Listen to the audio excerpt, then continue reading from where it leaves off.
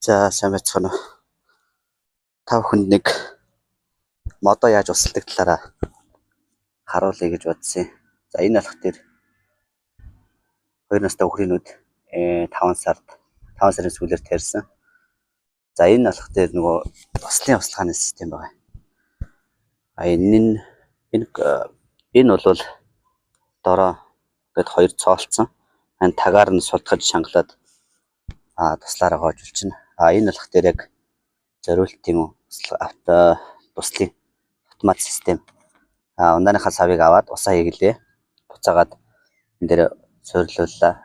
Энэ доотлын энэгээр нь болохтой нөгөө усаа хэр тусах юугаа ингээд тохируулчих.